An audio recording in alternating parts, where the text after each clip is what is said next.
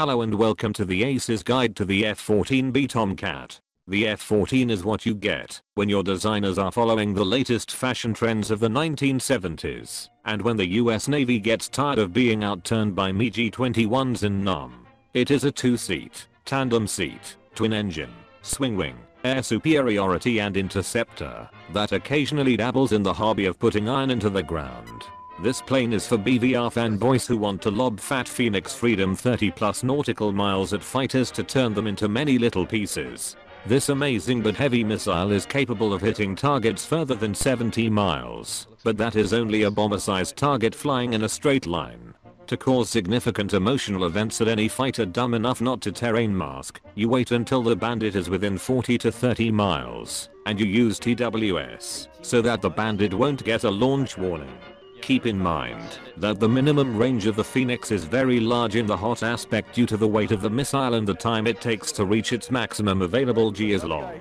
This means it won't be able to maneuver very well within 10 to 15 miles. In this case, the Sparrow is best used at this range.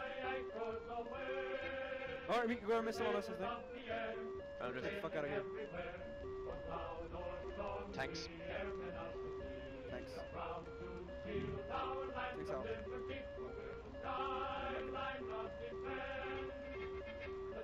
Watch 6. Alright, hit 1, F18. Oh, baby, a triple! Oh yeah. F18 again! The F14 is fueled by 2 slabs of beer, so there is plenty of it if you pace yourself. But once you punch in the burners, the cat breaks out the beer bong and downs all your beer like the climax of a frat party.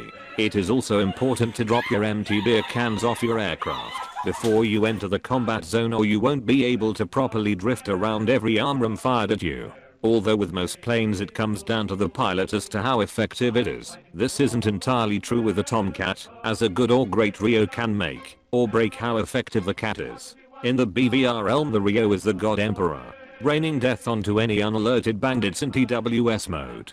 Once you get into below 25 miles, it's important for the Rio to do 2 things. 1, IFF quickly and hard lock targets due to the higher missile and radar update rate in comparison to TWS. And lastly, to be the pilot's cuck. The F14's AWG-9 radar has long range and is very powerful and will detect targets if they so much as sneeze in your direction. But it gets notched and drops its lock harder than VO dropped the bull on the Hawk. This can be partially negated by the Rio constantly twiddling with the aspect switch and main lobe clutter filters, like he is some kind of train engineer.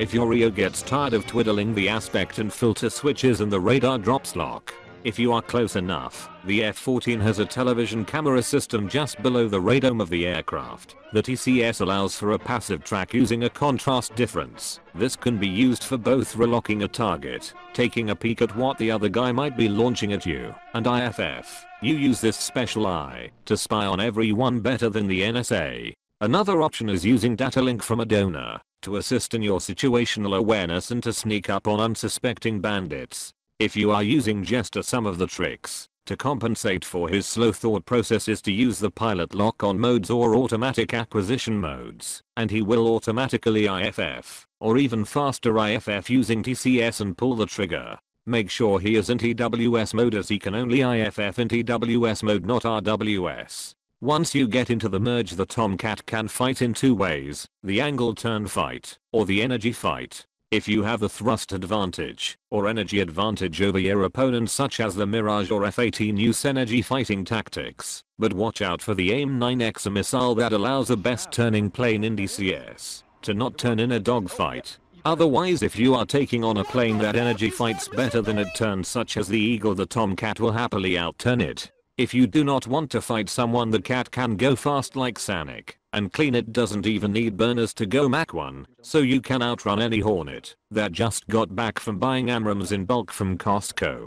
Because they are so slow, you can just sit back, relax at 10 to 15 miles and watch as the Hornet blows its entire load way too early and too far away, but will still follow you like a fat kid after a cheeseburger, allowing you to lure them into some hungry wingman. Because the Tomcat is a manly man's jet, it uses dampeners to reduce the jet's bad handling properties, but make sure you have roll SAS turned off, otherwise, when you go for a tight turn the system will flip and pancake you into the ground. For every fight make sure your gun sight is set to 53 mils, otherwise the plane will shoot above the gun sight like Harrison Ford overshoots the runway. Be careful not to lose your opponent out front, as the canted windows make it feel like you are flying a church, and do not exceed 12 G or you will lose a wing.